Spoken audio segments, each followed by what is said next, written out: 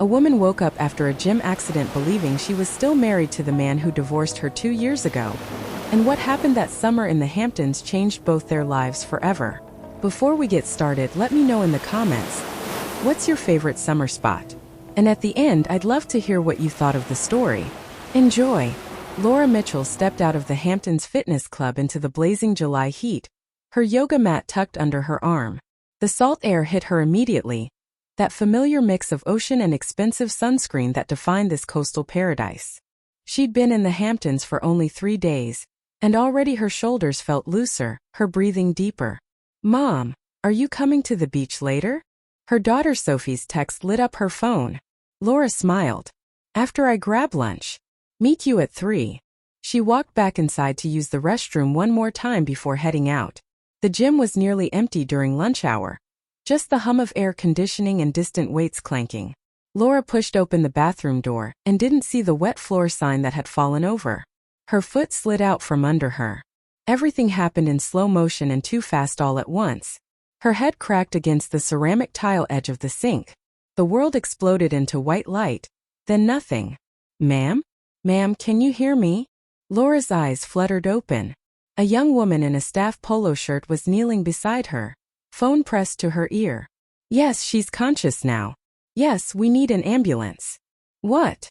Laura's voice came out hoarse. Her head throbbed with a sickening pulse. "You fell. Don't move, okay? Help is coming." The next few hours blurred together.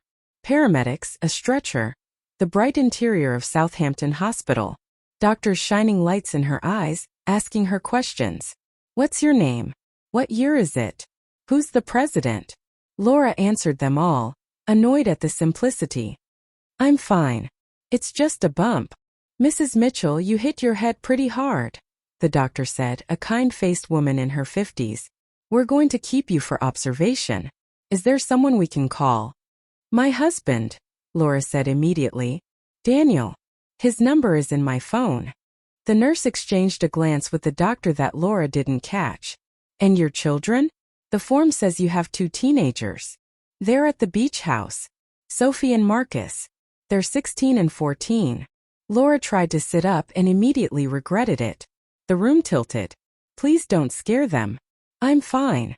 3 hours away in Brooklyn, Daniel Pierce was reviewing architectural plans when his phone rang. Unknown number. He almost didn't answer. "Is this Daniel Pierce?" "Speaking. This is Southampton Hospital. I'm calling about Laura Mitchell. You're listed as her emergency contact." Daniel's blood went cold. "What happened?" "She had a fall at a gym. She's stable, but she hit her head and we're keeping her overnight for observation. She's asking for you. She seems a bit confused about some details." "I'll be there in 2 hours." Daniel grabbed his keys without thinking.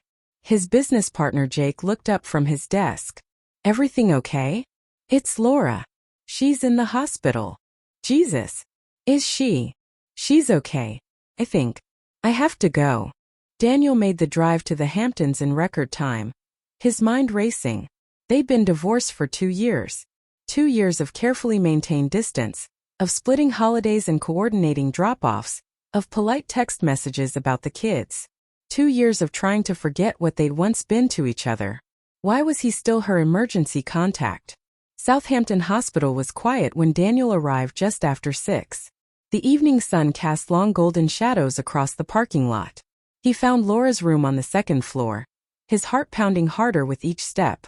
Sophie and Marcus were in the hallway, Sophie's eyes red from crying. "Dad!" She threw herself into his arms. "They won't tell us anything. They keep saying she's fine but she's acting weird." "Weird how?" Marcus, quieter and more reserved, spoke up. "She keeps asking for you. Like expecting you to be here." Daniel's stomach tightened. "Let me talk to the doctor first." Dr. Chun met him outside Laura's room. "Mr. Pierce. Thank you for coming so quickly. What's going on?" The kid said she's confused. "She has a concussion, but that's not the primary concern. She's experienced what we call retrograde amnesia. She's lost memories of approximately the last 2 to 3 years. Daniel stared at her. 2 to 3 years. "She doesn't remember the divorce, Mr. Pierce. She believes you're still married." She's been asking for you, wondering why you haven't come to see her yet. The floor seemed to shift under Daniel's feet. Does she? What should I? We don't recommend correcting her right now. The memories should return naturally as she heals, and contradicting her current reality could cause significant distress. It's better to remain neutral, supportive. Don't confirm the false memories, but don't challenge them either. For how long? It varies. Days, sometimes weeks. We'll monitor her closely. Daniel ran a hand through his hair, a gesture Laura used to tease him about. This is insane. I know it's complicated, but right now she needs stability and rest. Can you help with that? Before Daniel could answer, Laura's voice drifted through the door. Daniel? Is that you out there? Dr. Chun nodded toward the room. She's been asking for you all afternoon. Daniel took a breath and pushed open the door. Laura was sitting up in bed, a white bandage visible under her dark hair. When she saw him, her face lit up with a smile that hit Daniel like a physical blow. It was the smile from 10 years ago, unguarded and full of warmth. Finally, she said, relief flooding her voice. I've been waiting forever. Where were you? Daniel moved closer, his throat tight. I came as soon as I heard. How are you feeling? My head hurts like crazy, but I'm okay. She reached for his hand and Daniel froze. Her fingers wrapped around his, familiar and foreign all at once. They're being so dramatic. It was just a stupid fall. You scared everyone, Laura. I know. She squeezed his hand. But you're here now. Can you take me back to the beach house? I want to sleep in our bed. Not this awful hospital room. Our bed. Daniel's heart hammered. The doctor wants to keep you overnight. Just to be safe. Will you stay with me? The question hung in the air between them. Daniel looked at her face, open and trusting, and saw no trace of the careful distance that had defined their interactions for 2 years. She looked at him the way she used to before everything fell apart. Yeah, he heard himself say. I'll stay. Sophie and Marcus came in shortly after, and Laura hugged them both tightly. My babies. I'm so sorry I scared you. Mom, you have to be more careful, Sophie said, wiping her eyes. I know, sweetheart. Your dad's here now, though. Everything's fine. The kids exchanged glances with Daniel, uncertainty clear in their faces. Later in the hallway, Sophie grabbed his arm. Dad, what's going on? She thinks you guys are still. I know. Daniel kept his voice low. The doctor explained it. She doesn't remember the divorce. What are we supposed to do? We don't tell her. Not yet. The doctor says the memories will come back. Marcus frowned. That's messed up. We're lying to her. We're protecting her, Daniel corrected. There's a difference. Just follow my lead, okay? Be normal. Be yourselves. Let her recover. That night, Daniel sat in the uncomfortable hospital chair beside Laura's bed. She'd fallen asleep quickly, exhausted from the day's events. He watched her breathe, studied the curve of her cheek, the way her hand rested on the thin blanket. 2 years ago, he would have known every detail of her day. What she ate for lunch, what story she was writing, which song was stuck in her head. Now he knew nothing. Just the carefully curated updates she shared about the kids, the brief logistics of their divided lives. His phone buzzed. A text from his girlfriend, Melissa. Everything okay? You left in such a rush. Daniel stared at the message. Melissa. He'd been seeing her for 6 months, long enough that she'd started talking about the future, about meeting the kids properly, about what came next. He typed back. Family emergency. Laura got hurt. I'll call you tomorrow. He didn't mention where he was sitting. Didn't mention the way Laura had smiled at him, or the way his chest had tightened when she called him her husband. He put the phone away and leaned back in the chair, watching the woman who used to be his wife sleep, and wondered what the hell he was supposed to do when she woke up. Laura opened her eyes to morning sunlight streaming through the hospital window. For a moment she forgot where she was. Then the dull ache in her head reminded her. The gym. The fall. She turned her head and saw Daniel slumped in the chair beside her bed, still asleep. His tie was loosened, his jacket draped over the chair back. Even uncomfortable and cramped, he'd stayed. Something warm bloomed in Laura's chest. This was why she loved him. Even after all their arguments about work schedules and whose turn it was to handle parent-teacher conferences, he showed up when it mattered. "Daniel," she whispered. He stirred immediately, always a light sleeper. His eyes opened and found hers. For just a second something complicated crossed his face. Then it was gone, replaced by concern. "How's your head?" "Better. Sore but better." She smiled. "You look terrible though. That chair can't have been comfortable." "I've slept in worse places." He stood stretching. "Let me find the doctor. See if we can get you out of here." Dr. Chun released Laura 2 hours later with strict instructions. Rest. No driving. No screens for extended periods. No intense physical activity. Follow up in a week. Someone should stay with her for the first few days, Dr. Chun told Daniel. Watch for worsening headaches, confusion, nausea. I'll make sure someone's with her. In the car, Laura leaned back against the seat, grateful to be out of the hospital. The Hamptons sun was already fierce. The sky that perfect summer blue that made everything feel possible.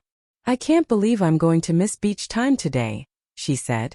"We were supposed to go sailing." Daniel kept his eyes on the road. "There will be other days." "True." Laura watched the scenery pass, the beautiful homes and manicured lawns, the glimpses of ocean between properties. "I'm glad you came out. I know you hate leaving the city in the middle of the week." Daniel's jaw tightened. "It's fine. Is work crazy right now?" "The usual." Something in his tone made Laura frown. "Are you mad at me? For falling?" "No. No, Laura, I'm not mad." He glanced at her, and his expression softened. "I was scared. When they called, I thought." "I know. I'm sorry." They pulled up to the beach house, a sprawling modern rental with floor-to-ceiling windows facing the ocean. Sophie and Marcus ran out before Daniel even turned off the engine. "Mom!" Laura hugged them both, breathing in their familiar scents. "I'm okay, I promise. Just clumsy." Inside, the house was beautiful and full of light. Laura looked around, taking it in. "This place is gorgeous. We picked well." Daniel set her bag down, carefully neutral. "Yeah, it's nice. Are you staying?" Laura asked. "At least for tonight?" The question caught him off guard. I need to get back to the city. I have meetings tomorrow." Disappointment flickered across Laura's face. "Oh, right. Of course. But I can come back this weekend," Daniel heard himself offer. "Check on you. Make sure you're following doctor's orders." Laura brightened. "Really? That would be great. We could all have dinner together. Like a normal family weekend." Normal family.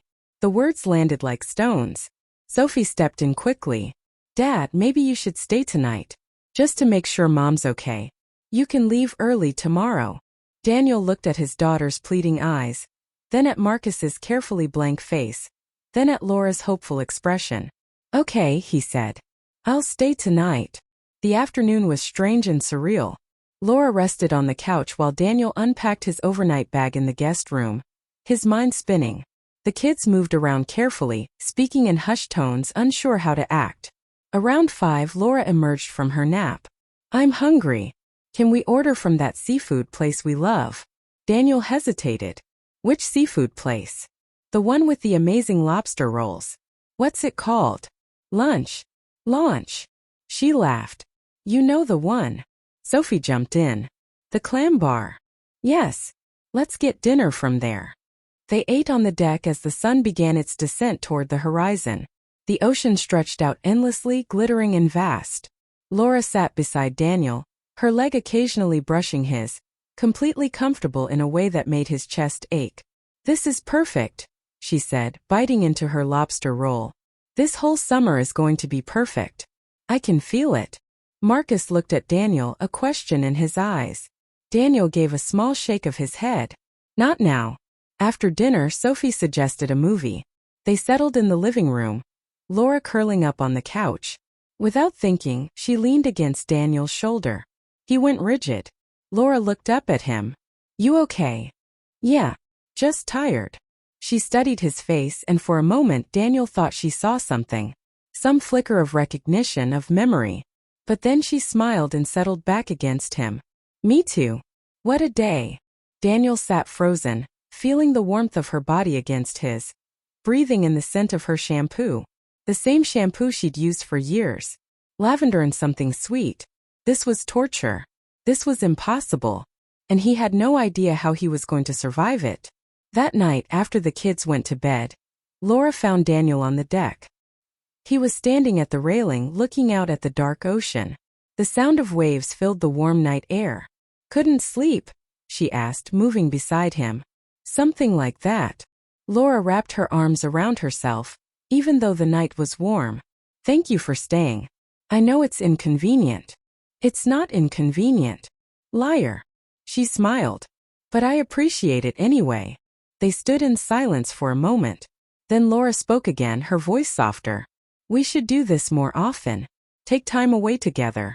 We've been so busy lately, and I feel like we barely see each other, even when we're in the same room." Daniel's hands gripped the railing. "Laura, I know. Your work is demanding, mine is too. But we need to make time. For us. For the kids. They're growing up so fast, Daniel. Marcus will be in college in 4 years. I know. So let's make this summer count. Let's actually be present." She turned to face him. "Let's remember why we fell in love in the first place." Daniel looked at her, at the earnestness in her face, and felt something crack open in his chest. "You should get some rest. Doctor's orders." "You're right." Laura touched his arm lightly. "Coming to bed soon?" "Yeah, soon." She disappeared inside, and Daniel stayed on the deck staring out at nothing. His phone buzzed. "Melissa again. Call me when you can." Getting worried. Daniel looked at the message for a long moment. Then he looked back at the house, where Laura probably was getting ready for bed, believing her husband would join her soon. And he realized with sudden crushing clarity that the next few days were going to be the hardest thing he'd ever done. Because for 2 years, he'd worked to get over Laura Mitchell. And now he had to pretend to be her husband while knowing that none of it was real. Daniel woke up at dawn on the guest room bed, his neck stiff from another restless night. Through the window, the ocean was turning pink and gold with sunrise. He could hear movement in the kitchen. Laura was already up, moving carefully around the kitchen in cotton pajama shorts and an old t-shirt. She was making coffee, humming softly to herself. "Morning," Daniel said from the doorway. She turned startled. "You're up early." "I was trying to be quiet. Couldn't sleep." He moved into the kitchen, keeping distance between them. "How's your head?" "Still hurts, but better." Laura poured 2 mugs of coffee, adding cream to one without asking. She handed it to Daniel. "Just how you like it." He took the mug and their fingers brushed. Laura smiled, completely unaware of the electricity that shot through him at the simple touch. "I was thinking," she said, leaning against the counter, "maybe we could take a walk on the beach later. If I'm feeling up to it. The doctor said gentle exercise is okay." "Laura, I need to get back to the city this morning." Her face fell. "Oh, right. You said that. I have a presentation at 2. I can't miss it." "No, of course not. I understand." But disappointment colored her voice. "This weekend, though?" "Yeah, this weekend." They stood in the awkward silence, the morning light streaming through the windows. Finally, Laura spoke again. "Daniel, is everything okay? You seem distant." "Just tired. And worried about you." "I'm fine." "Really?" She set down her mug and moved closer. "Hey, look at me." Daniel forced himself to meet her eyes. "I know I scared everyone. But I'm okay. And I have the kids here. We'll be fine for a few days." She reached up and touched his cheek, a gesture so natural and familiar that it stopped his breathing. "Go do your work thing. Be brilliant. Come back Friday." Daniel caught her hand before he could stop himself. "Laura." "What?" "Everything. Nothing. The truth that would shatter this moment into 1,000 pieces." "Nothing. Just take it easy. Listen to the doctors." "I will." She squeezed his hand. "Drive safe." The drive back to Brooklyn was torture. Daniel's mind replayed every moment, every touch, every smile. By the time he reached his apartment, he felt hollowed out. Melissa was waiting in his living room. She had a key. "Finally," she said, standing. "I've been worried sick. You haven't answered my calls." "I'm sorry. It's been complicated. What happened? You said Laura got hurt. Daniel set down his bag, exhausted. She fell. Hit her head. She has a concussion and some memory loss. Memory loss? Is she okay? She will be. Probably. The doctors think the memories will come back. Melissa moved closer, her hand on his arm. That must have been scary. For the kids especially. Yeah. But she's okay now? You don't need to go back. Daniel hesitated just a fraction too long. Melissa's eyes narrowed. Daniel, what's going on? She doesn't remember the divorce. She thinks we're still married. The words hung in the air between them. Melissa's hand dropped from his arm. She thinks you're still married, Melissa repeated slowly. And you didn't correct her? The doctors said not to. It could harm her recovery. So what does that mean? You're just going to... What? Pretend. For a few days. Until her memory comes back. A few days. Melissa's voice went cold. And where exactly did you sleep last night? The guest room. In the house where your ex-wife thinks you're still her husband. Melissa. No. No, Daniel. This is insane. She grabbed her purse. I need to think about this. Wait. I'll call you. Maybe. When I figure out if I'm okay with my boyfriend playing house with his ex-wife. She headed for the door, then turned back. You know what the really messed up part is? You look guilty. Like you're the one doing something wrong. But you're not guilty about lying to Laura. You're guilty about something else. The door closed behind her, and Daniel stood alone in his apartment, knowing she was right. Back in the Hamptons, Laura spent the morning resting on the deck, trying to ignore the persistent headache. Sophie brought her iced tea and magazines, while Marcus retreated to his room with his video games. Sweetie, sit with me for a minute, Laura said when Sophie came out with a refill. Sophie settled into the chair beside her mother, looking nervous. Are you okay? Laura asked. You seem tense. I'm fine, Mom. Just worried about you. I'm okay. Really? Laura studied her daughter's face. You and Marcus are getting so grown up. I feel like I missed something. Like I blinked and suddenly you're practically adults. Sophie's expression flickered with something Laura couldn't read. That's just how time works, Mom. I know, but... Laura trailed off, frowning. Something feels off. I can't explain it.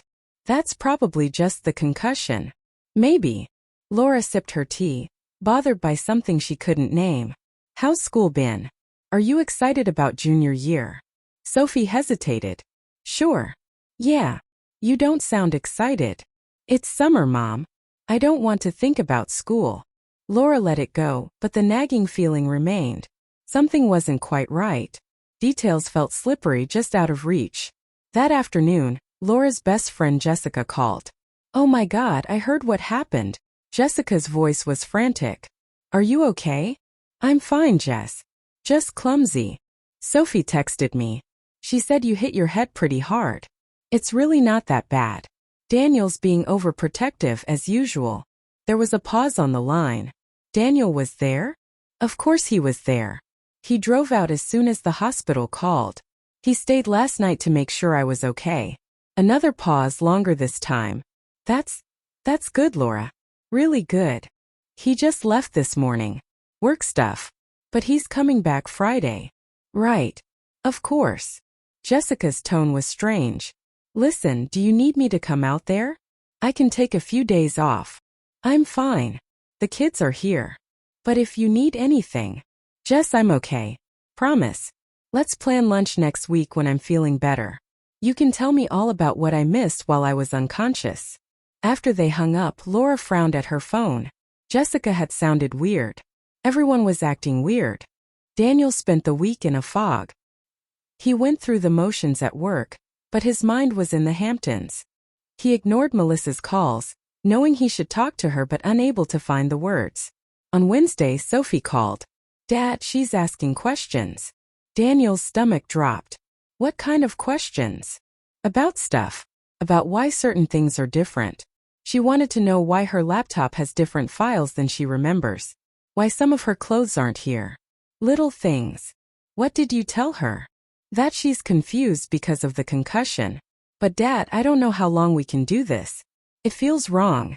I know, sweetheart. I know. Just a few more days. The doctor said the memories should start coming back soon.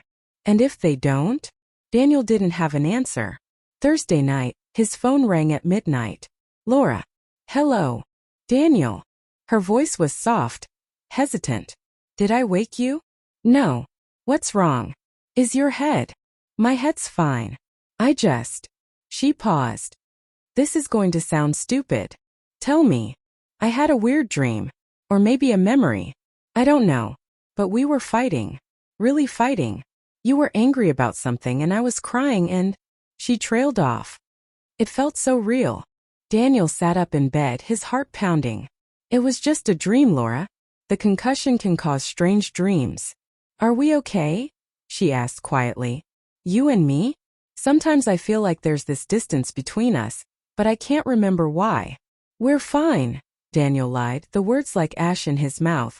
Promise. Promise. Okay. I'm sorry for waking you. I just needed to hear your voice. Anytime. Get some sleep. Daniel. Yeah. I love you. The words hit him like a punch. She said it so easily, so naturally. The way she used to before everything went wrong. Good night, Laura, he managed. After she hung up, Daniel sat in the dark, his phone in his hand, and let himself admit what he'd been fighting all week. He still loved her. He'd never stopped. Friday afternoon, Daniel drove back to the Hamptons with a knot of dread in his stomach. He'd finally talked to Melissa that morning. She'd broken up with him, her voice calm and sad. I can't compete with a ghost, she'd said. And that's what she is to you, Daniel. A ghost you never stopped loving. Maybe this is your chance to figure out if you still want to be haunted. Now, pulling up to the beach house, Daniel saw Laura on the deck. She waved when she spotted his car, and even from a distance, he could see her smile. The kids came out to help with his bag. How is she? Daniel asked quietly. Better, Marcus said. But she's been asking more questions. About the divorce papers she found in her email. Daniel froze. What? She was looking for something on her laptop, Sophie said. She found old emails. From her lawyer. What did she say? We told her it must be a mistake. That her email got hacked or something. But Dad, she's starting to doubt everything we tell her. Laura appeared in the doorway. You're here. Finally. She looked beautiful in a white sundress, her dark hair loose around her shoulders. The bandage was gone, leaving only a small bruise at her temple. How are you feeling? Daniel asked. Much better. Come inside. I made dinner. You cooked? Laura, you're supposed to be resting. It's just pasta. Nothing dramatic. She took his hand, pulling him inside. Come on. I'm starving. Dinner was strange and wonderful and painful all at once. Laura had set the table on the deck, candles flickering in the evening breeze. The kids were subdued, but Laura seemed lighter than she had all week. I missed you, she said to Daniel, pouring wine. The house felt empty without you. It's only been 5 days. I know. But still. She raised her glass. To family. To summer. To second chances. Daniel clinked his glass against hers, unable to speak. After dinner, the kids disappeared quickly, giving them space. Laura and Daniel cleaned up together, falling into an easy rhythm that felt too natural, too right. Walk on the beach? Laura asked. The sunset is going to be gorgeous. They walked down to the sand, kicking off their shoes at the dune. The ocean was calm, waves lapping gently at the shore. The sky was turning orange and pink, streaked with gold. I've been thinking about us this week, Laura said, her hand finding his. About how lucky we are. How easy it would be to take this for granted. Daniel's throat tightened. Laura, let me finish. She stopped walking, turning to face him. I know we've had rough patches. Every marriage does. But being here this summer, having this time together, it reminds me why I married you. Why I choose you every single day. You don't understand. I understand that life is short. That accidents happen. That nothing is guaranteed.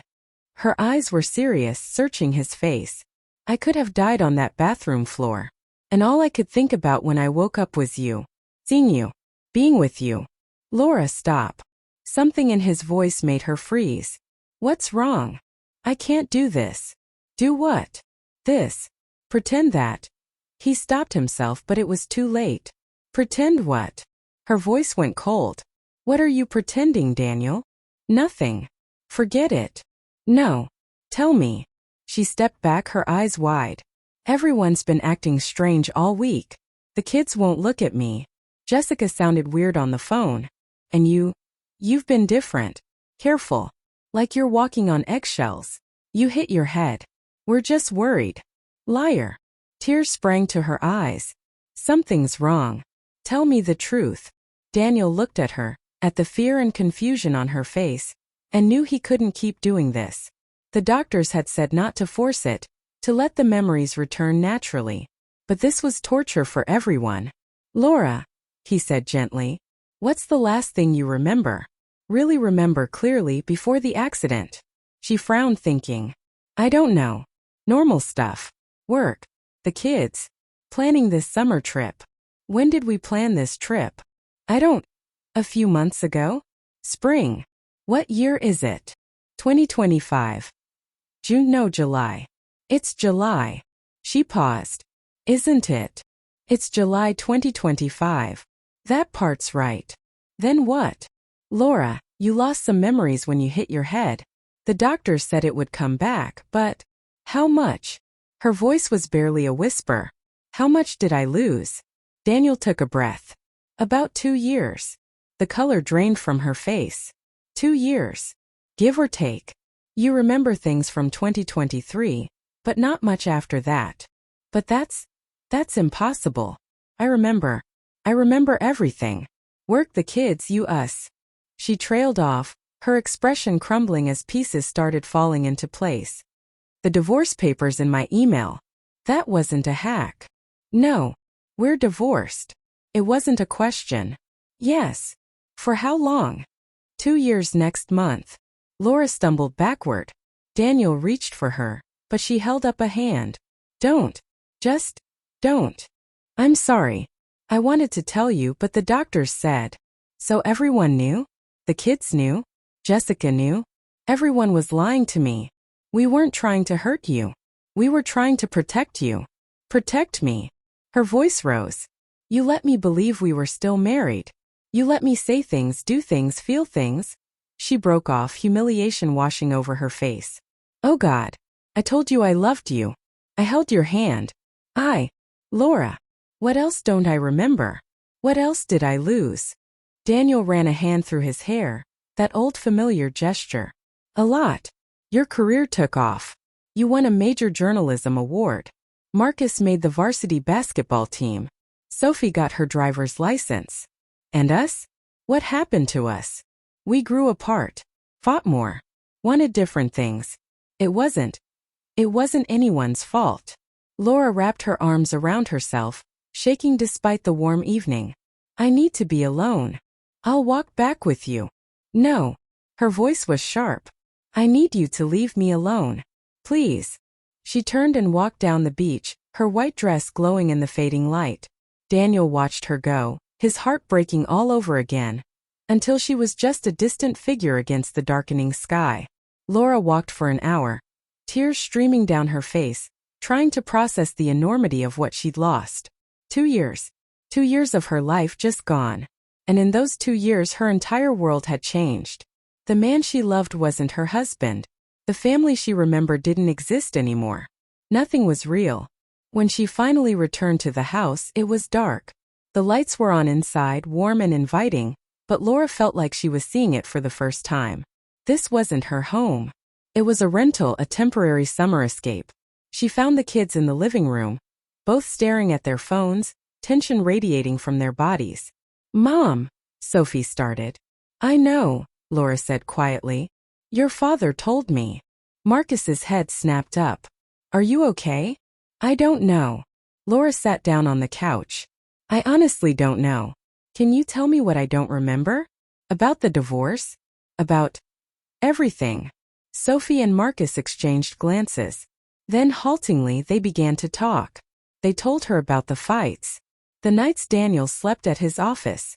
The marriage counseling that didn't work. The way Laura had thrown herself into work, traveling constantly, barely home. The way Daniel had grown quiet and distant, building walls she couldn't scale. They told her about the day their parents sat them down and explained, with tears and apologies, that sometimes love isn't enough. That they tried but they couldn't make each other happy anymore. We were so angry, Sophie admitted. Especially at first. But then we saw how much happier you both were apart. Dad started surfing again. You stopped crying in your room when you thought we couldn't hear. I cried. Laura asked, her voice small. A lot, Mom. Near the end. Laura absorbed this, feeling like she was learning about a stranger's life. And now? Are we friends? You're civil, Marcus said carefully. Polite. You coordinate schedules. Do holidays separately. It's fine. Fine. The word felt hollow. Where's your father now? Laura asked. Guest room, Sophie said. He wasn't sure if he should stay or go back to the city. Laura stood up. I need to talk to him.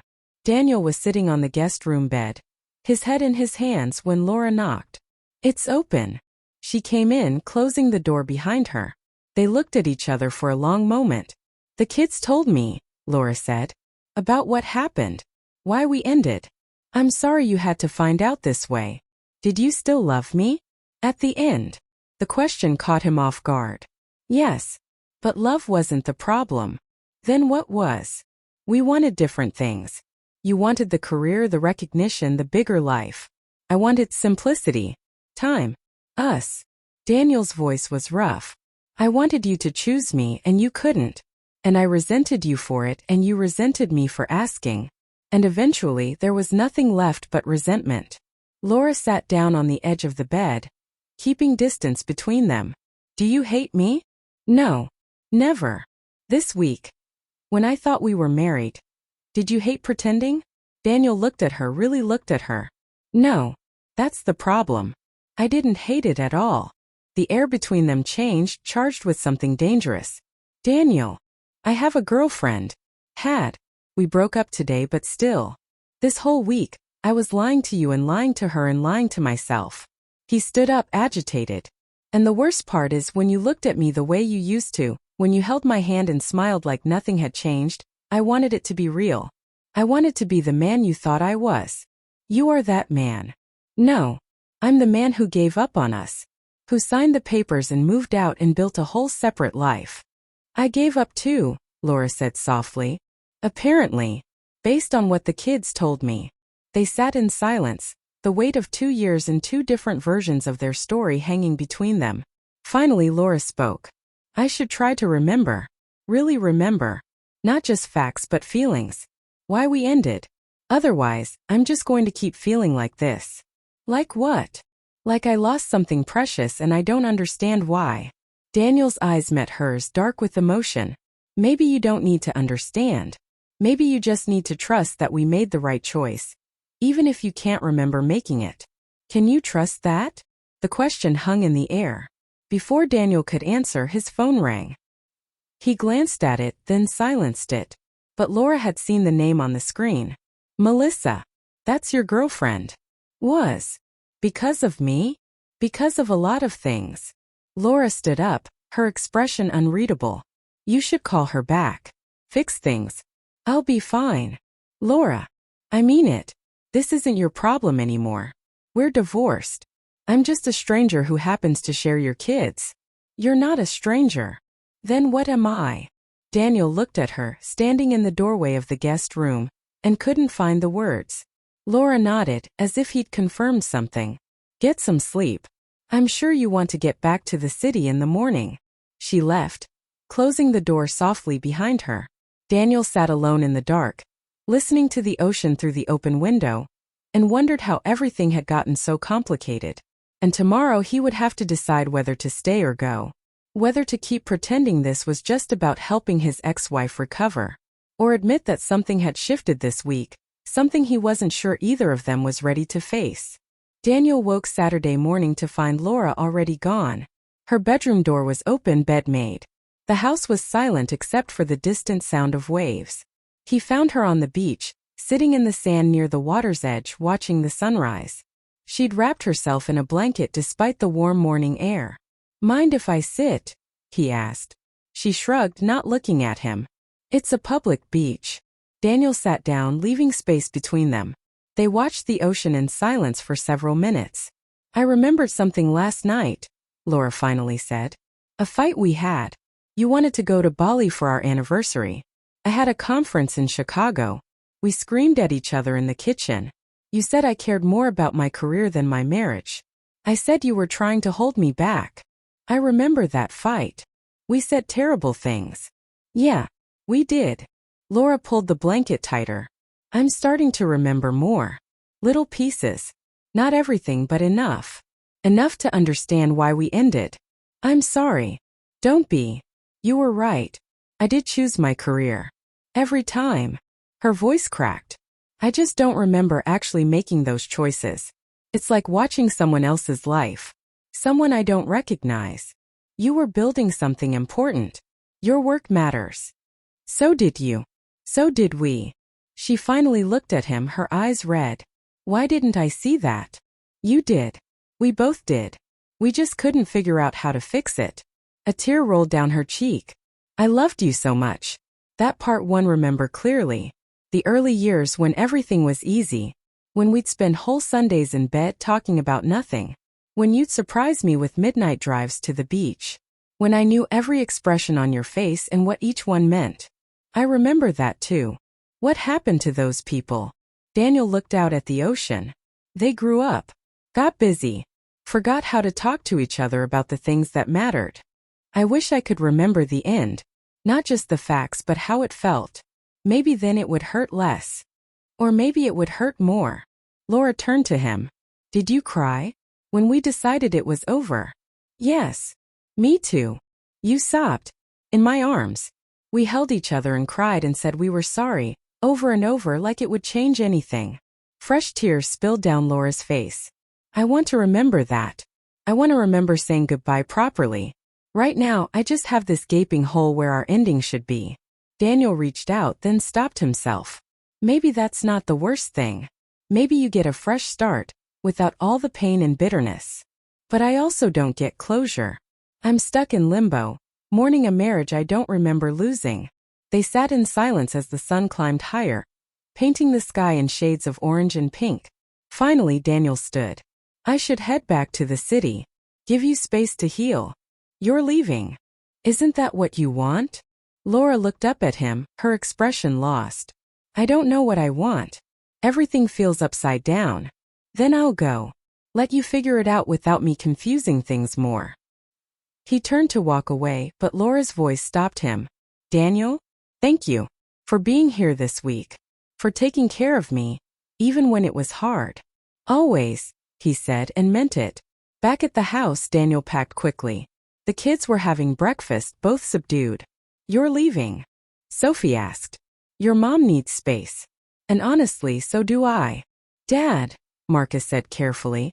What's going to happen now? With you and Mom? Nothing. Same as before. We're divorced. That hasn't changed. But something did change, Sophie pressed. We saw how you looked at her this week. It doesn't matter how I look at her. Why not? Because feelings aren't enough. We learned that the hard way. Daniel zipped his bag.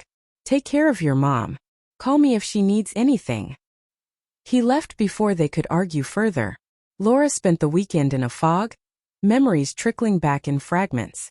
She remembered a vacation to Costa Rica where she'd spent half the time on her laptop, a forgotten anniversary because of a deadline, the way Daniel's face had closed off bit by bit until he was a stranger in their own home.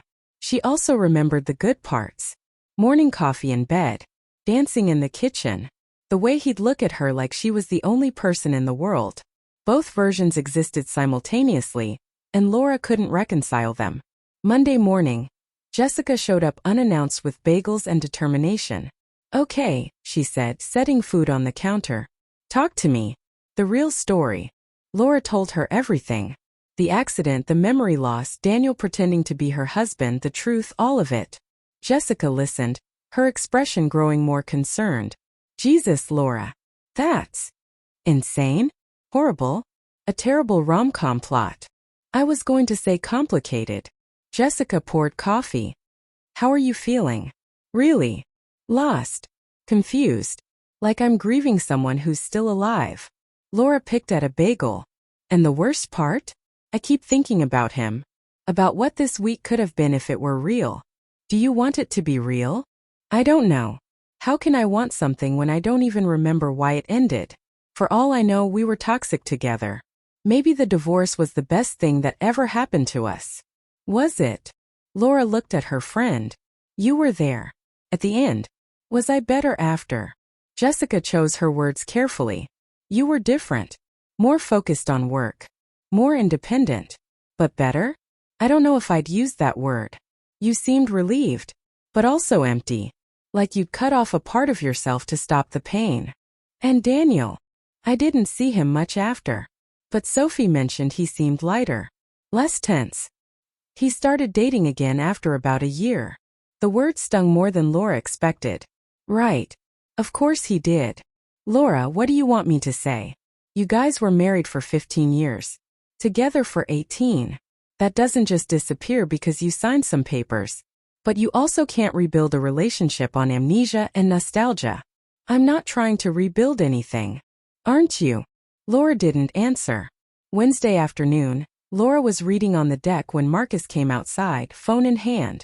Mom? Dad's in the hospital. Laura's blood went cold. What?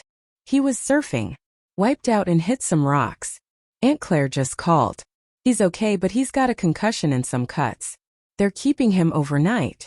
Laura was already standing. Which hospital? Brooklyn Methodist. But Mom, you don't have to. Get your sister. We're going. Mom, you're still recovering. Now Marcus. An hour later, they were in the car heading to Brooklyn.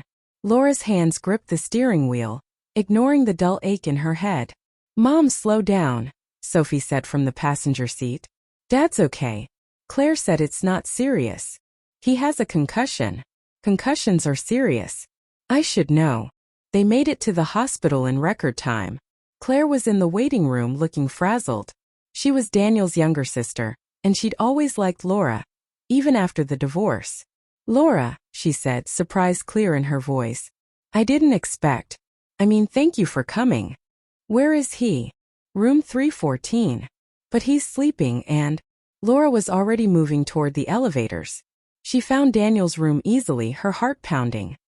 He was lying in bed, eyes closed, a bandage wrapped around his head and another on his shoulder.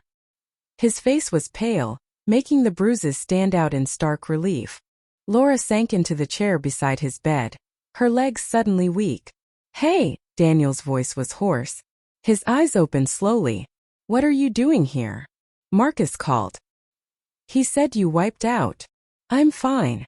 Just some scrapes. You have a concussion. Yeah, well. Now we match. A weak smile. Did you drive all the way from the Hamptons? Of course I did. Laura, you shouldn't have. Don't. Her voice shook. Don't tell me I shouldn't have come. You drove out for me without thinking twice. I can do the same. Daniel looked at her. Really looked at her, and something shifted in his expression. You remember. What? The way you're looking at me right now. That's not how you look at an ex-husband. That's how you look at someone you… He stopped himself. Someone I what? Nothing. The painkillers are making me say stupid things. Laura leaned forward. Say it. Laura. Say it, Daniel. Someone you still care about. Someone you maybe never stopped caring about. His eyes locked on hers. But like I said. Painkillers. Ignore me. Laura's heart was racing. What if I don't want to ignore you? Then you're as messed up as I am. Maybe I am. They stared at each other, the hospital room fading away. Then Laura did something she'd been wanting to do all week. She reached out and took his hand. Daniel's fingers closed around hers, and they sat like that in silence, connected by touch and history and something neither of them was ready to name. The doctor released Daniel the next morning with the same instructions Laura had received. Rest, no driving, someone should monitor him. He can stay with us, Laura said before Claire could offer. Everyone stared at her. In the Hamptons, Laura continued. He needs rest and monitoring. We have space. It makes sense. Laura, that's not… Daniel started. You stayed with me when I needed help. Let me return the favor. But, unless you'd rather stay with Claire and her 3 screaming toddlers? Claire laughed. She's got you there, Daniel. My house is chaos. Daniel looked at Laura, searching her face. Are you sure about this? No.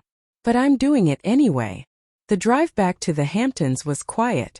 The kids had taken Daniel's car, giving them space.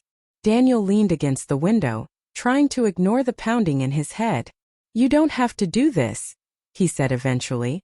I know. So why are you? Laura kept her eyes on the road. Because when Marcus called and said you were hurt, I felt like I couldn't breathe. Because I spent the last 3 days trying to convince myself that what I felt this week was just nostalgia and amnesia. Because I'm tired of pretending. Pretending what? That I don't feel anything when I look at you. That my heart doesn't jump when you say my name. That I don't lie awake at night wondering what would have happened if I'd made different choices. She glanced at him. Memory or no memory, those feelings are real. Laura, we're divorced for a reason. I know. And maybe those reasons are still valid. Maybe we're too broken to fix. But Daniel, what if we're not? What if this summer, this bizarre twist of fate, is giving us a chance to see each other without all the baggage and resentment? That's not how it works. We can't just forget the past. I already did, she said quietly. And from where I'm sitting, the past looks different than maybe it did when we were living it. Daniel was quiet for a long moment. I'm scared. Of what? Of wanting this. Of wanting you. Of building something just to watch it crumble again. Me too. Laura's voice shook. I'm terrified. But I'm more scared of spending the rest of my life wondering what if. They pulled up to the beach house as the sun was setting, painting the sky in brilliant oranges and pinks. Daniel looked at the house, at Laura, at the ocean beyond. So what do we do? He asked. I don't know. Figure it out as we go. Laura turned off the engine. We're both supposed to be resting and recovering. So let's do that. Let's spend this summer healing, and maybe we heal each other too. And if we can't, then at least we'll know we tried. The next few days fell into an easy rhythm. Daniel took the guest room. They had breakfast together on the deck. Long walks on the beach when their heads allowed it. Quiet evenings watching the sunset. They didn't talk about the divorce. They talked about everything else. Books, movies, the kids, childhood memories, dreams for the future. They relearned each other slowly, carefully. One evening, a week after Daniel's accident, they were sitting on the deck after dinner. The kids had gone to a bonfire down the beach. The air was warm and smelled of salt and summer flowers. I've been remembering more, Laura said. About the end of our marriage. Daniel tensed. And I was so focused on proving myself. On being successful and important and respected. I thought if I worked hard enough, achieved enough, I'd finally feel like I was enough. She looked at him. But I never did. I just kept chasing the next thing and the next, and somewhere along the way, I forgot that I already had everything that mattered. You had the right to want a career. To want success. I did. I do. But I didn't have to sacrifice everything else for it. I didn't have to make you feel like you came second. She paused. I remember the last anniversary we celebrated. You'd planned this whole romantic weekend. Champagne, roses, a fancy dinner reservation. And I canceled at the last minute because my editor wanted me to cover a breaking story in DC. You were doing your job. I could have said no. The story wasn't that important. But I went anyway, because saying yes to work was always easier than facing what was happening at home. Daniel was quiet for a long moment. I wasn't innocent either. I shut down instead of fighting for us. I let resentment build until I couldn't see past it. I stopped trying to understand your perspective. Stopped trying to compromise. We both failed. Yeah, we did. They sat in the heavy silence. Then Laura spoke again, her voice tentative. What if we don't fail this time? Daniel's head turned sharply. Laura, hear me out. What if we take what we learned, all that pain and all those mistakes, and actually use it? What if we try again but differently? People don't just get back together after divorce. Especially not after 2 years. Some people do. And we're not just people. We're Laura and Daniel. We built a life together. We created 2 incredible humans together. We loved each other for 18 years. We also hurt each other. I know. But Daniel, these past 2 weeks being with you again, I remember now why I fell in love with you. Not the version from my memory loss, but the real you. The man who still shows up when people need him. Who puts family first. Who makes terrible dad jokes and surfs at dawn and looks at the ocean like it holds all the answers. Laura, I'm not asking for forever. I'm not asking for promises. I'm just asking if maybe possibly you feel it too. This pull between us. This sense that maybe we gave up too soon. Daniel stood abruptly, moving to the railing. Laura's heart sank. She'd pushed too far.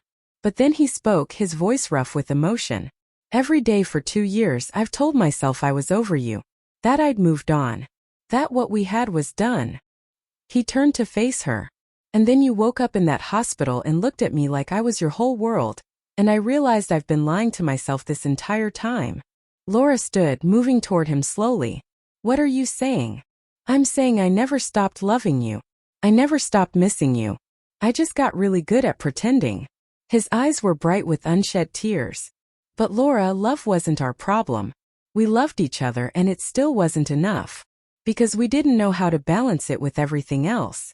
But we could learn. We're older now, wiser. We know what we're risking. Or we're just romanticizing the past because we're both lonely and injured and spending too much time together. Do you really believe that? I don't know what I believe anymore. Laura reached out, taking his hand. Then believe this. I love you. I loved you at 20 when you were a broke surf bum with big dreams. I loved you at 35, when we were drowning in diapers and bills and still found time to dance in the kitchen. And I love you now at 40, standing on this deck in the Hamptons, both of us battered and bruised and scared out of our minds. Laura. I love you, Daniel Pierce. Memory loss or no memory loss, that's the truth. And if you don't feel the same, that's okay. I'll survive. We'll go back to our polite, civil co-parenting and separate lives. But if you do feel the same, if there's even a chance. She squeezed his hand. Don't we owe it to ourselves to try? Daniel looked at her for a long moment, his expression unreadable. Then he pulled his hand away, and Laura's heart shattered. But he didn't step back.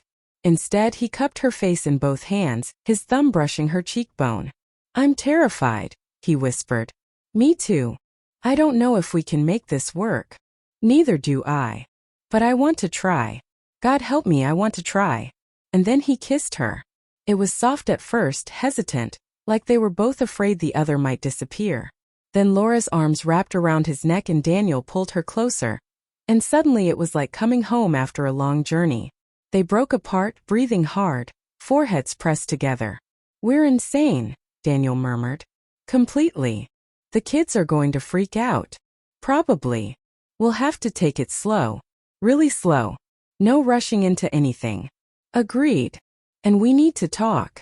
Really talk. About what went wrong before, and how we prevent it from happening again. We will. All of it. Every hard conversation. Laura pulled back to look at him.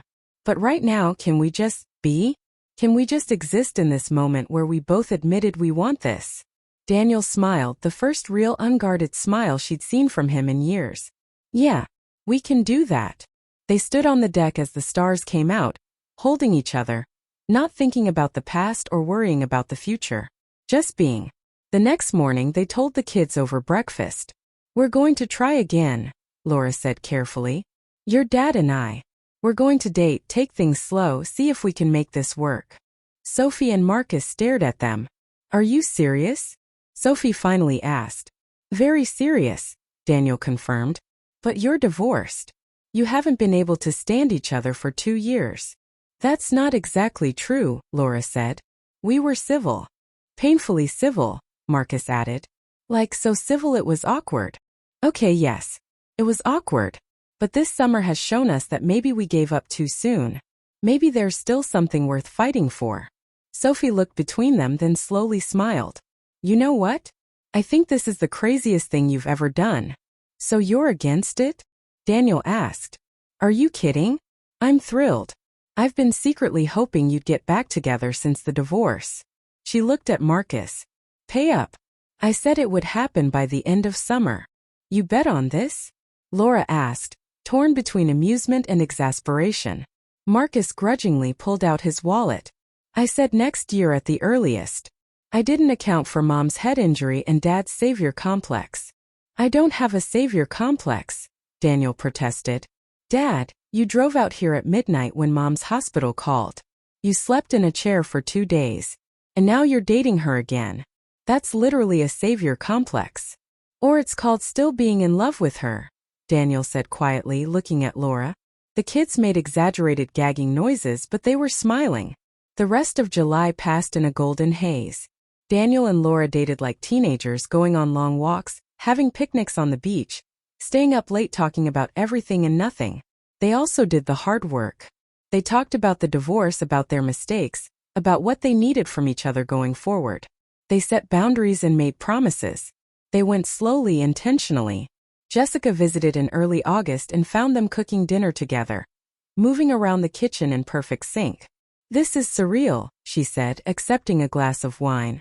3 weeks ago, you were sobbing about losing your memories. Now you're this. We're taking it slow, Laura said. You're living together. Temporarily. For recovery purposes. You're holding hands and making googly eyes at each other. Daniel laughed. Googly eyes. Don't even try to deny it. You look at her like she hung the moon. She did, Daniel said simply, and Laura's heart melted all over again. Later that night, after Jessica left and the kids went to bed, Laura and Daniel sat on the beach under the stars. I need to tell you something, Laura said. Okay. Some of my memories are still missing. There are gaps, moments I might never remember. And I need you to be okay with that. I need you to understand that this version of me, the one who loves you right now, is working with an incomplete picture. I know. And that doesn't scare you? Everything about this terrifies me, Daniel admitted. But Laura, even if you remember every painful detail tomorrow, even if all those hard memories come flooding back, I don't think it will change how I feel. Because we're different now. We've both grown. We've learned what it's like to lose each other, and I don't think either of us wants to do that again. What if we still make the same mistakes? Then we'll make different ones. He smiled. That's progress, right? Laura laughed, leaning against his shoulder. When did you become an optimist? When you woke up in a hospital and gave me a second chance I didn't know I wanted. They sat in comfortable silence, listening to the waves. Then Laura spoke again. Do you remember our wedding? The vows we wrote? Every word. I promised to choose you every day. To make you a priority. To never let the world make me forget what matters most. Her voice cracked. I broke those promises. So did I. I promised to support your dreams, to be your partner in everything, to never make you choose between me and your passions. I broke those too. Maybe we get to make new promises now. Better ones. More honest ones. Like what? Laura thought for a moment. I promise to mess up sometimes. To have days where work feels more important than it should. To forget to text back and leave dishes in the sink. Daniel smiled. I promise to be stubborn and withdrawn when I'm hurt. To spend too much time surfing and not enough time talking about my feelings. I promise to call you out when you do that. I promise to remind you when you're working too much. I promise to listen when you remind me. I promise to keep trying, even when it's hard. I promise the same. They sealed it with a kiss, and somewhere in the distance, a wave crashed against the shore, eternal and constant. September came too quickly. The lease on the beach house ended and reality loomed. Daniel had his business in Brooklyn. Laura had assignments waiting. The kids had school starting. So what do we do? Laura asked on their last morning in the Hamptons. They were sitting on the deck watching the sunrise one final time. Their coffee was getting cold, but neither wanted to move. We take it with us, Daniel said. Whatever we found here, we bring it back to real life. What if it doesn't survive real life? Then we'll know. But Laura, I think we're stronger than we were. I think we can handle it. Move in with me, Laura said suddenly. Daniel's eyebrows rose. What? Not like before. Not marriage and forever and all that pressure. Just move in. Date me properly. Let's see if this works when we're juggling work and kids and normal life stress. That's a big step. So is getting back together with your ex-wife. We've already blown past big steps. She took his hand. I want to wake up with you every morning. I want to navigate regular life together. I want to prove to both of us that this isn't just a summer romance born from head injuries and forced proximity." Daniel laughed. "When you put it that way, it sounds completely insane. Is that a no?" He squeezed her hand. "That's a yes. A terrified, uncertain, probably crazy yes. But yes." 6 months later, February. Laura stood in the kitchen of their Brooklyn brownstone, the morning light streaming through the windows. She was working on an article, laptop open on the counter, when Daniel came up behind her and wrapped his arms around her waist. "You're up early," he murmured, kissing her neck. "Big deadline. I need to finish this today." "Okay." He released her, moving to make coffee. "Want me to handle dinner?" "That would be amazing. Thank you." They moved around each other easily, a dance they'd perfected over the past 6 months. It hadn't been perfect. They'd fought about Laura's travel schedule, about Daniel's tendency to avoid difficult conversations, about whose turn it was to deal with Marcus's attitude about homework. But they'd also learned to fight better, to speak up before resentment built, to compromise without keeping score, to remember that they were on the same team. "Hey," Daniel said, setting a coffee mug beside her laptop. "I love you." Laura looked up, smiled. "I love you too. Even when you're on deadline and I'm interrupting? Especially then." He kissed her forehead and left her to work, and Laura felt a wave of gratitude so strong it almost hurt. This was what she'd lost before. These simple moments of connection in the midst of busy lives. That evening, over dinner with the kids, Sophie announced she'd gotten into her top choice college. "That's amazing." Laura hugged her.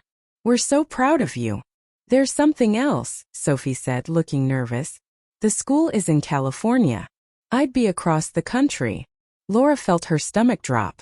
Her baby so far away. But she kept her face calm. "That's wonderful, sweetie. If that's where you want to go, we'll make it work." After the kids went upstairs, Daniel found Laura on the couch, tears streaming down her face. "Hey," he said gently, pulling her close. "Talk to me." "She's leaving. She's going to be so far away." "I know.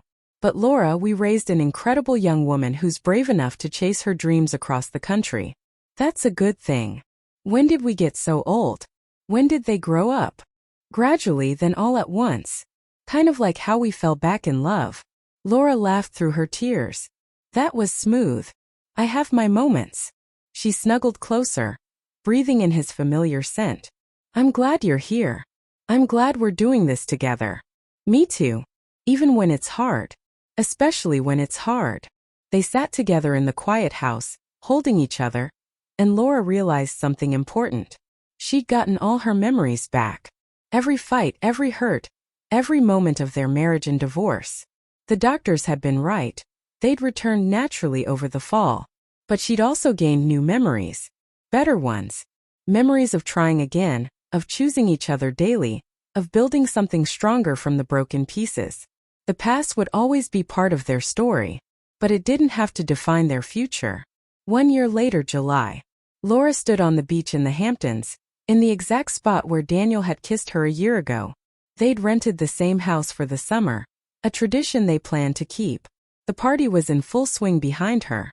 Friends, family, laughter, music. Sophie was home from college. Marcus had just finished his junior year. Everyone they loved was here. Daniel appeared at her side, handing her a glass of champagne. "You ready?" he asked. "Nervous.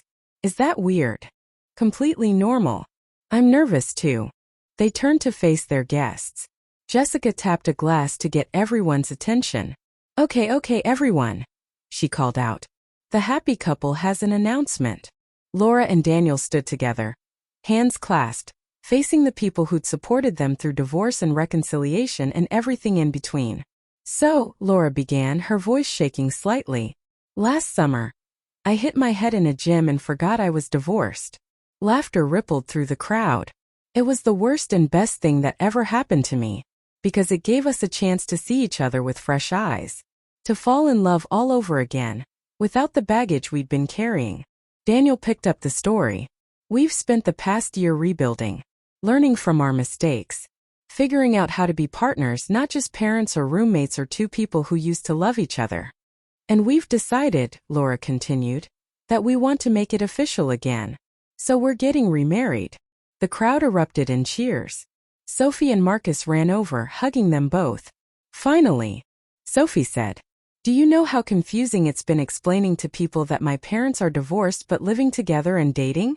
It'll be much easier when we're married again," Daniel agreed. Claire pushed through the crowd, crying happy tears. "I knew it. I knew you two would figure it out." As the party continued, Daniel pulled Laura aside, walking her down to the water's edge. "You know what's funny?" he said, looking out at the ocean. "A year ago, I thought my life was figured out. I had my business, my routine, my separate existence. I thought I was happy. And now I know what happy actually feels like. Feels like you. It feels like us." He turned to face her. "It feels like getting a second chance and actually deserving it." "We both deserve it," Laura said firmly. "We did the work. We made the changes. We earned this. Then let's make sure we keep earning it. Every day. For the rest of our lives. Deal." They kissed as the sun set over the Hamptons, painting the sky in brilliant colors, the sound of waves mixing with music and laughter from their celebration. A year ago, Laura had woken up in a hospital thinking her ex-husband was still hers. Now he was hers again. For real this time. And she was never going to forget it. 3 years later, Laura finished typing the last sentence of her article and leaned back with satisfaction. She was working from the home office Daniel had built for her in their brownstone, complete with a door that closed when she needed focus and windows that let in the light. Downstairs, she could hear Daniel in the kitchen, probably making lunch. It was Saturday and they'd made a rule. No work calls on weekends unless absolutely critical. They'd gotten remarried 2 years ago, in a simple ceremony on the same Hamptons beach where they'd fallen in love again. Sophie had been home from college for the summer. Marcus had just graduated high school. Everyone had cried. Now Marcus was in his sophomore year at NYU, living in the dorms but coming home most Sundays for dinner. Sophie was thriving in California, video calling every week to share her adventures. Laura's career was still important to her. She'd taken on a role as a contributing editor that let her write the stories she wanted without the constant travel. It wasn't always easy to balance, but she and Daniel had learned to navigate it together. Daniel's business was flourishing. He'd taken on a partner, which meant less 70-hour weeks. He surfed every Sunday morning, his therapy and his joy. They still fought. They still had to work at their marriage every single day. But they'd learned the difference between growing apart and growing together. Laura's phone buzzed with a text from Sophie. "Just got accepted to a summer program in marine biology. Can I come home for a week before it starts?" Laura smiled, typing back, "Of course. Your room is waiting. Dad will be thrilled." She heard footsteps on the stairs, then Daniel appeared in the doorway. "Lunch is ready. And I made that salad you like. You're the best." Laura saved her document and stood. Sophie just texted. "She's coming home for a visit next month. Both kids will be home at the same time? That's rare." "I know. It'll be perfect." Daniel pulled her close, kissing her softly. "We should go back to the Hamptons this summer. Make it a family trip." "I'd like that. Same house. Same house. Same beach. Same spot where I kissed you and realized I was never really over you." Laura laughed. "You're getting sentimental in your old age. I'm 43. That's not old. Tell that to your back after yesterday's surf session." Low blow, Mitchell Pierce. Laura grinned at her hyphenated name, the one she'd taken back after the remarriage. "Come on, feed me. I'm starving." They went downstairs together, Daniel's arm around her waist. The kitchen was filled with afternoon sunlight, lunch spread out on the counter. They ate standing up, talking about their plans for the week, about Marcus's upcoming visit, about the article Laura was writing. Simple moments. Ordinary moments. The kind they'd taken for granted the first time around. "You know what I was thinking about today?" Laura said, stealing a cherry tomato from Daniel's plate. "What?" "That gym accident. How terrifying it was at the time. How lost I felt when I woke up and didn't know what year it was." She paused, meeting his eyes. "I wouldn't change it. Not for anything. Even though you lost 2 years of memories, I got them back. But more than that, I got us back." The real us. The us that fights for each other instead of against each other. Daniel set down his fork, pulling her close. I wouldn't change it either. Even the hard parts. Even the fear and confusion and all those awkward conversations with the kids. They're never going to let us forget that summer. Good. I don't want to forget. He kissed her forehead. Every time I think about how close we came to never finding our way back to each other. But we did. That's what matters. They cleaned up lunch together, moving in sync like always. Laura washed while Daniel dried, their own private rhythm. Movie tonight? Daniel asked. Marcus said he might come over. Perfect. You pick. Dangerous offer. I'm in a shark movie mood. Of course you are. You surf guys and your shark obsession. Says the woman who married me twice. Laura laughed, flicking water at him. He retaliated with a dish towel snap. And suddenly they were fighting in the kitchen like teenagers, laughing until they couldn't breathe. This was love. Not the fairy tale version from movies, but the real thing. Messy and complicated and requiring constant effort.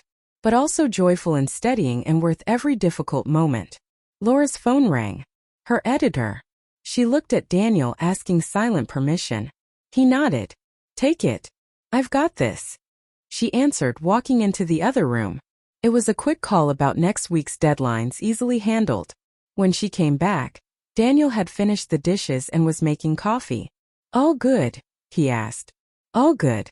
Just schedule stuff. He handed her a mug. I'm proud of you, you know. The way you've balanced everything. Your career, us the kids. I know it's not easy. It's not. But it's worth it. She clinked her mug against his.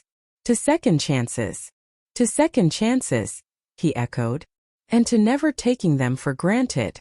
They drank their coffee on the back deck. The Brooklyn afternoon warm and bright around them. Somewhere down the street kids were playing. A dog barked. Life continued its ordinary, beautiful rhythm.